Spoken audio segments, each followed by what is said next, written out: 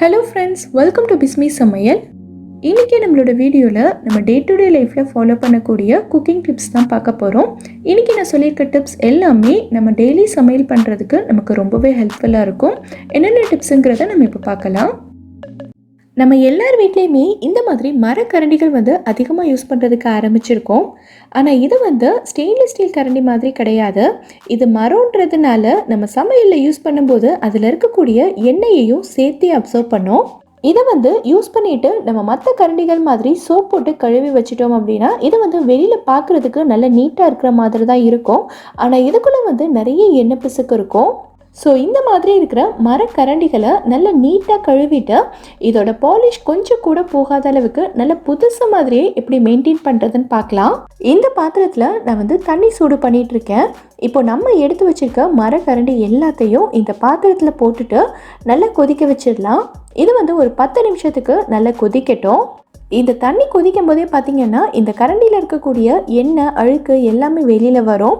10 நிமிஷம் நல்லா கொதிச்சதுக்கப்புறமா stove off பண்ணிக்கோங்க. அடுத்து நம்ம லெமன் ஜூஸ் எல்லாம் போட்டோன்னா அந்த லெமனோட தோலை மட்டும் நம்ம கீழே தூக்கி போடுவோம் இல்லையா? ஸோ அந்த தோலை வச்சு இந்த கரண்டி ஃபுல்லாகவே நல்லா தேய்ச்சி விட்டுறலாம். லெமன் வச்சு தேய்க்கும் போது பார்த்திங்கன்னா இதில் இருக்கக்கூடிய எண்ணெய் பிசுக்கு எல்லாமே நமக்கு கம்ப்ளீட்டாக ரிமூவ் ஆயிரும். நல்லா தேய்ச்சி விட்டுட்டு இதை நார்மல் வாட்டரில் கழுவி எடுத்துக்கோங்க. சோப் போட்டு கழுவணுங்கிற அவசியம் கிடையாது. ஏன்னா நம்ம லெமன் வச்சு தேய்ச்சிருக்கோம் இல்லையா? அடுத்து இந்த மாதிரி ஒரு துணி வச்சு ஃபுல்லாக தொடச்சிருங்க. அப்படி இல்லைன்னா வெயிலில் வச்சு கூட நீங்கள் காய வச்சுக்கலாம். ஆனால் கரண்டி நல்லா காஞ்சிருக்கணும். அடுத்து கொஞ்சமாக எண்ணெய் எடுத்துட்டு அதை கரண்டி ஃபுல்லாகவே நம்ம அப்ளை பண்ணி விட்டுக்கலாம். ஒரு 2 ட்ராப் அளவுக்கு எண்ணெய் எடுத்தாலே போதும். நான் இன்றைக்கி நம்ம சமையலுக்கு யூஸ் பண்ணுற குக்கிங் ஆயில் தான் எடுத்திருக்கேன். நீங்கள் ஆலிவ் ஆயில் கூட யூஸ் பண்ணிக்கலாம். கொஞ்சமாக நம்ம எண்ணெய் அப்ளை பண்ணும்போது கரண்டியோட ஷைனிங் நல்லா மெயின்டைன் ஆகும். இது உடன் கரண்டிக்கு மட்டும் இல்லை, உடன் கட்டிங் போர்டு இப்போலாம் உடன்லேயே கிண்ணமெல்லாம் வர ஆரம்பிச்சிருச்சு.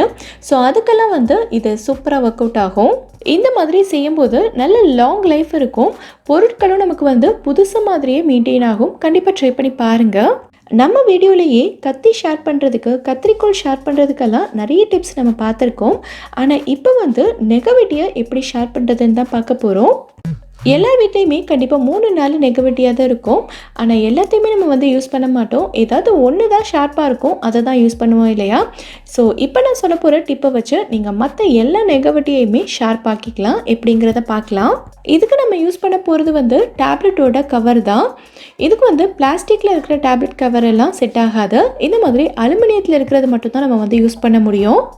இப்போது இந்த கவரை நம்மக்கிட்ட இருக்கிற நெகவெட்டியை வச்சு நம்ம குட்டி குட்டியாக கட் பண்ணிக்கலாம். இந்த மாதிரி கட் பண்ணும்போதே நம்ம நெகவெட்டி நல்ல ஷார்ப்பன் ஆகும். இதுக்கு நம்ம அலுமினியம் ஃபாயில் கூட யூஸ் பண்ணிக்கலாம். ஆனால் இதுக்காக நம்ம புதுசாக ஒரு அலுமினியம் ஃபாயிலை வேஸ்ட் பண்ண வேண்டியதில்லை. இந்த டேப்லெட் கவரை எப்படியும் குப்பையில் தான் தூக்கி போட போகிறோம் இல்லையா? ஸோ அதை இந்த மாதிரி நல்லா ஷார்ப் பண்ணிவிட்டு அதுக்கப்புறமா நம்ம குப்பையில் தூக்கி போட்டுக்கலாம். ட்ரை பண்ணி பாருங்கள். இப்போ நம்ம அடுத்த டிப் என்னங்கிறத பார்க்கலாம். நம்ம வீட்டில் பொதுவாகவே சப்பாத்தி சுடுவோம். பட் நிறைய பேருக்கு பார்த்திங்கன்னா சப்பாத்தி நல்லா ஹார்டாக இருக்கும். ஸோ அந்த மாதிரி இல்லாமல் நல்ல பூரி மாதிரி புசு புசு நல்லா பொங்கிட்டு நல்ல சாஃப்டாக சப்பாத்தி இருக்கிறதுக்கு என்ன பண்ணலாங்கிறத நம்ம இப்போ பார்க்கலாம். நீங்கள் மாவு பிசையும் போது எப்பவும் போல் கோதுமையும் உப்பும் மட்டும் போட்டு பிசைஞ்சிக்கிட்டா போதும். இப்போது இந்த மாதிரி ஒரு சின்ன பால் எடுத்துக்கிட்டு இதை இந்த மாதிரி லைட்டாக தேய்ச்சிக்கோங்க. இப்போது இது மேலே கொஞ்சமாக எண்ணெய் அப்ளை பண்ணிவிட்டு நம்ம எப்போவுமே சப்பாத்தி பரத்துறதுக்கு மாவு யூஸ் பண்ணுவோம் இல்லையா? அதையும் இது மேலே கொஞ்சமாக தூவிக்கலாம். இப்போது இதை இந்த மாதிரி க்ளோஸ் பண்ணிவிடுங்க. இப்போது இதை நம்ம மறுபடியும் பரத்திக்கலாம். இதை பரத்தும் போது நம்ம நடுவில் அதிகமாக அழுத்தம் கொடுக்கக்கூடாது. இந்த சைஸில் பரத்தினதுக்கப்புறமா ஓரங்களில் சுற்றி இந்த மாதிரி லைட்டாக தேய்ச்சி விட்டுருங்க. இப்போது இதை நல்ல சூடான தோசைக்கல்லில் போட்டுட்டு உடனேவே எண்ணெய் சேர்க்கக்கூடாது. ஒரு பக்கம் திருப்பி விட்டதுக்கப்புறமா இது மேலே நம்ம எண்ணெயோ இல்லைன்னா நெய்யோ அப்ளை பண்ணிக்கலாம். இந்த மாதிரி லைட்டாக ப்ரெஸ் பண்ணி விட்டிங்கனாலே போதும். நம்ம சப்பாத்தி நல்லா பொங்கி புசு புசுன்னு பூரி மாதிரி நல்ல சாஃப்டாக வந்துடும். இப்போ பிச்சு காட்டுறேன் பாருங்கள். இந்த அளவுக்கு நல்ல சாஃப்டாக லேயராக ரொம்ப சூப்பராக வரும். நீங்கள் இதை கண்டிப்பாக ட்ரை பண்ணி பாருங்கள். நம்மள நிறைய பேருக்கு பார்த்திங்கன்னா சாம்பார் சாப்பிடும்போது கேஸ்ட்ரிட்டிஸ் ப்ராப்ளம்ஸ் இருக்கும், வயிறு வலிக்கும், ஏப்பம் வரும், இந்த மாதிரி பிரச்சனைகள்லாம் இருக்கும். ஸோ அதெல்லாம் வராமல் இருக்கிறதுக்கு நம்ம சாம்பார் செய்யும்போது துவரம்பருப்பை லைட்டாக வறுத்துக்கங்க. வறுக்கும் போது ஸ்டவ்வை நல்ல லோ ஃப்ளேமில் வச்சுட்டு தான் வறுத்துக்கணும். லைட்டாக வறுத்துட்டு இந்த பருப்பை வந்து நல்லா கழுவி எடுத்துக்கோங்க. பருப்பு வேகிறதுக்கு தேவையான அளவுக்கு தண்ணி சேர்த்துட்டு கொஞ்சமாக மஞ்சள், உப்பு, பெருங்காயத்தூள் கூடவே 2 பல்லு பூண்டு சேர்த்து வேக வச்சுட்டு நம்ம சாம்பார் செய்யும்போது கேஸ்ட்ரைட்டிஸ் ப்ராப்ளம் கம்மி பண்ணலாம். இதை ட்ரை பண்ணி பாருங்கள். நம்ம குழம்பு செய்யும்போதோ இல்லைனா பொரியல் செய்யும்போதோ பார்த்திங்கன்னா சில சமயங்களில் உப்பு அதிகமாக போயிடும். ஸோ அந்த நேரத்தில் நம்ம உப்பை எப்படி கம்மி பண்ணுறதுன்னு பார்க்கலாம். கொஞ்சமாக பொட்டுக்கடலை எடுத்து மிக்ஸி ஜாரில் சேர்த்து நல்லா பவுடர் பண்ணிக்கலாம். பார்த்திங்கன்னா இந்த மாதிரி நல்லா நைஸாக அரைச்சிக்கோங்க. இப்போ இதை நம்ம கடைசியாக பொரியலில் சேர்த்து நல்லா கலந்து விடும்போது உப்போட லெவல் வந்து நமக்கு நல்லா கம்மியாயிரும். இந்த மாதிரி செய்யும்போது நம்ம பொரியலோட டேஸ்ட்டும் நல்ல சூப்பராக இருக்கும். இந்த பவுடரை நீங்கள் கொஞ்சமாக தண்ணி சேர்த்து கரைச்சிட்டு குழம்புலையும் சேர்த்துக்கலாம். குழம்புல இருக்கிற உப்போட லெவலும் கம்மியாயிரும். அடுத்ததாக இந்த டிப் வந்து நம்மள நிறைய பேருக்கு ரொம்ப ரொம்ப யூஸ்ஃபுல்லாக இருக்கும். என்னென்னா நம்ம கடுகு தாளிக்கும் போது கடுகு பொரிஞ்சு நம்ம க்ளீன் பண்ணி வச்சுருக்க அடுப்பு எல்லாத்தையுமே ஸ்பாயில் பண்ணிடும். ஸோ அந்த மாதிரி ஆகாமல் இருக்க ஒரு சூப்பரான ஐடியா இருக்குது. எண்ணெய் சூடானதும் கடுகு சேர்த்துட்டு கூடவே கொஞ்சமாக மஞ்சள் தூளும் சேர்த்துருங்க. இந்த மாதிரி நம்ம செய்யும்போது கடுகு வெடித்து எண்ணெயிலேருந்து வெளியில் வராது. பட் கடுகு பொரியாதோ நீங்கள் நினச்சிக்காதீங்க. கடுகு பொரியும், ஆனால் மற்ற எல்லா இடத்துலையுமே தெரிக்காமல் எண்ணெய்க்குள்ளவே இருக்கும். முட்டை வேக வைக்கும்போது பார்த்திங்கன்னா சில சமயங்களில் முட்டையில் இந்த மாதிரி விரிசல் இருந்ததுன்னா நம்ம வேக வைக்கும்போது எல்லாமே வெளியில் வந்து தண்ணி ஃபுல்லாக ஸ்பாயில் ஆயிடும். ஸோ அந்த மாதிரி ஆகாமல் இருக்க என்ன பண்ணலாங்கிறத பார்க்கலாம். இன்றைக்கி நான் எடுத்திருக்க முட்டையில் பார்த்திங்கன்னா இந்த மாதிரி நல்ல கிராக் விழுந்திருக்கு. இந்த பாத்திரத்தில் நான் தண்ணி வச்சுருக்கேன். தண்ணி நல்லா சூடானதுக்கு அப்புறமா நான் இந்த முட்டையை உள்ளே சேர்த்துக்கிறேன். முட்டை சேர்த்த உடனேயே கொஞ்சமாக வினிகரும் சேர்த்துக்கிறேன். இந்த மாதிரி நம்ம கொஞ்சமாக வினிகர் சேர்த்து வேக வைக்கும்போது முட்டையில் விரிசல் இருந்தாலுமே முட்டை வந்து வெளியில் வராது, நல்லா சூப்பராக வெந்து வரும். ஒரு 10 நிமிஷம் நல்லா வெந்துருச்சு. ஆறுனதுக்கு அப்புறமா நான் உரிச்சு காட்டுறேன் பாருங்கள். இந்த அளவுக்கு கிராக் விழுந்திருக்கு. பட் முட்டை வந்து வெளியில் வரவே இல்லை.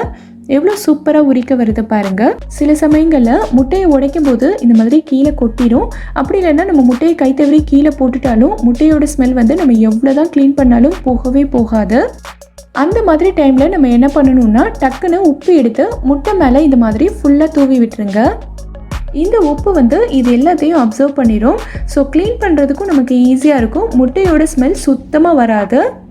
அடுத்து நம்ம தண்ணி போட்டு லைட்டாக தொடச்சி விட்டுட்டோன்னா முட்டை கொட்டின தடமே இல்லாத மாதிரி ஆகிடும். சில சமயங்களில் சிக்கன் க்ளீன் பண்ணும்போது பார்த்திங்கன்னா நம்ம தண்ணியில் எவ்வளோ தான் அலசி எடுத்தாலுமே சிக்கனில் இருக்க கவுச்சி வடை வந்து போகாமல் இருக்கும். அந்த மாதிரி டைமில் என்ன பண்ணலான்னா 1 டேபிள் ஸ்பூன் அளவுக்கு கார்ன்ஃப்ளவர் சேர்த்து இதை வந்து நல்லா கலந்து விட்டுருங்க. இது வந்து ஒரு 5 நிமிஷத்துக்கு அப்படியே இருக்கட்டும். 5 நிமிஷத்துக்கு அப்புறமா நம்ம கழுவி எடுத்தோன்னா அந்த கவுச்சி வடை சுத்தமாக வராது. அடுத்து நம்ம எப்பயும் போல் இந்த சிக்கனை சமைச்சிக்கலாம். நம்ம வீட்டில் பார்த்திங்கன்னா முந்தின நாள் செஞ்சு மீந்து போன சாதம் இருக்கும். அந்த சாதத்தை நம்ம ஃப்ரிட்ஜில் எடுத்து வச்சுருப்போம். அது பார்த்திங்கன்னா இந்த மாதிரி நல்ல விதையாக இருக்கும். ஸோ இந்த சாதத்தை மறுபடியும் சூடு பண்ணி நல்ல ஃப்ரெஷ்ஷாக இப்போ தான் வடித்த புது சாதம் மாதிரி நம்மளால் செய்ய முடியும். ஒரு ஈஸியான மெத்தடில் இதை நம்ம பண்ணிடலாம். இந்த பாத்திரத்தில் நான் தண்ணியை நல்லா சூடு பண்ணியிருக்கேன். தண்ணி வந்து இந்த அளவுக்கு நல்லா கொதிச்சு வரணும். தண்ணி நல்லா கொதிச்சதுக்கப்புறமா நம்ம சாதத்தை உள்ளே சேர்த்துக்கலாம். சாதத்தை உள்ளே சேர்த்ததுக்கப்புறமா டக்குன்னு ஸ்டவ் ஆஃப் பண்ணிவிடுங்க. இதுக்கு மேலே ஸ்டவ் ஆன் ஆகிருக்கக்கூடாது. 2 நிமிஷத்துக்கு இந்த சாதம் வந்து சுடு தண்ணியிலேயே இருக்கட்டும். அதுக்கப்புறமா நம்ம வடிகட்டி எடுத்துடலாம். எனக்கு வந்து சாதம் கம்மியாக இருந்ததுனால நான் இந்த மாதிரி ஒரு வடிகட்டிலே போட்டு ஃபில்டர் பண்ணி எடுத்துட்டேன். உங்களுக்கு சாதம் வந்து அதிகமாக இருந்ததுன்னா நீங்கள் எப்பவும் போல் சாதம் வடிக்கிற தட்டு போட்டு கூட வடித்து எடுத்துக்கலாம். அவ்வளோதான். இப்போ தான் வடித்த ஃப்ரெஷ்ஷான சாதம் மாதிரி எவ்வளோ ஈஸியாக சூடு பண்ணியாச்சு பாருங்கள். நம்ம எல்லார் வீடுகள்லையுமே பார்த்திங்கன்னா இது மாதிரி இடுக்கி இருக்கும். அப்பளம் பொரிக்கிறதுக்கு, சிக்கன் பொரிக்கும் போது, மீன் பொரிக்கும் போதெல்லாம் பார்த்திங்கன்னா இந்த இடுக்கி நமக்கு ரொம்பவே யூஸ்ஃபுல்லாக இருக்கும். நல்லா ஈஸியாக திருப்பி போட்டுடலாம். நமக்கு அவசரமாக தேவைப்படும் போது பார்த்திங்கன்னா இது நம்ம கையிலே கிடைக்காது. எங்கே வச்சோன்னே தெரியாமல் தேடிட்டே இருப்போம். ஸோ அந்த மாதிரி டைமில் இந்த பேப்பர் கிளிப் தான் நமக்கு ரொம்ப உதவியாக இருக்கும். எல்லார் வீட்லேயுமே இந்த மாதிரி பேப்பர் கிளிப் இருக்கும். இந்த சைஸில் அப்படி இல்லைன்னா சின்ன சைஸில் இருக்கும். எந்த சைஸில் இருந்தாலுமே நமக்கு ஓகே தான். இந்த மாதிரி 2 ஸ்பூன் எடுத்துக்கோங்க. இப்போது இந்த ஸ்பூனை இந்த கிளிப்போட இந்த இடத்துல வச்சு ஒரு ரப்பர் பேண்ட் வச்சு நல்லா டைட்டாக கட்டிடுங்க. ரப்பர் பேண்ட் இல்லைன்னா கூட பரவாயில்ல, ஒரு நூல் வச்சு நல்லா இறுக்கி கட்டிடுங்க. இன்னொரு ஸ்பூனையும் அடுத்த சைடில் வச்சு இதே மாதிரி கட்டிடுங்க. இப்போ பார்த்திங்கன்னா இது நமக்கு ஒரு இடுக்கி மாதிரி இருக்கும். இதை வச்சு நம்ம இந்த மாதிரி வேக வச்ச முட்டை, உருளைக்கிழங்கு, தக்காளி இதெல்லாமே சுடு தண்ணியிலேருந்து எடுக்கிறதுக்கு நமக்கு ரொம்ப ஈஸியாக இருக்கும். இந்த ஸ்பூனுக்கு பதிலாக நம்ம வந்து ஃபோர்க் வச்சு கூட செஞ்சுக்கலாம். ஸோ அப்போ வந்து நமக்கு நூடுல்ஸ் எல்லாம் சர்வ் பண்ணுறதுக்கு ரொம்ப ஈஸியாக இருக்கும். நம்ம எல்லார் வீட்லேயுமே பார்த்தீங்கன்னா இந்த மாதிரி மொபைல் சார்ஜர் இருக்கும். மொபைல் சார்ஜர்னு மட்டும் கிடையாது, நான் இப்போ சொல்ல போகிற டிப் வந்து டேப், ஹெட்ஃபோன்ஸ் இந்த மாதிரி எல்லா ஒயர்ஸ்க்குமே பொருந்தும். இந்த இடத்துல தான் நம்ம வந்து ஃபோன் கனெக்ட் பண்ணுறதுனால பெரும்பாலும் இந்த இடம் தான் பிஞ்சு போயிருக்கும். ஸோ நம்ம சார்ஜரில் இந்த மாதிரி பிய்யாமல் இருக்கிறதுக்கு நம்ம என்ன பண்ணலாங்கிறத பார்க்கலாம். நம்ம எல்லார் வீட்லேயுமே இந்த மாதிரி டைப்பில் பேனா இருக்கும். இந்த பேனாக்கு உள்ளே பார்த்தீங்கன்னா இந்த மாதிரி டைப்பில் ஸ்ப்ரிங்கு கொடுத்துருப்பாங்க. ஸோ இந்த மாதிரியெல்லாம் நம்மளோட சார்ஜர் பிஞ்சு போகாமல் இருக்கிறதுக்கு நம்ம என்ன பண்ணலாங்கிறத பார்க்கலாம்.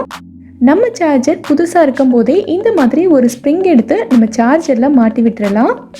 பெரும்பாலும் ஃபோன் கனெக்ட் பண்ணுற இடத்துல தான் நமக்கு வந்து பியும். ஸோ இந்த இடத்துல தான் நம்ம வந்து இந்த ஸ்ப்ரிங்கை மாட்டிக்கணும்.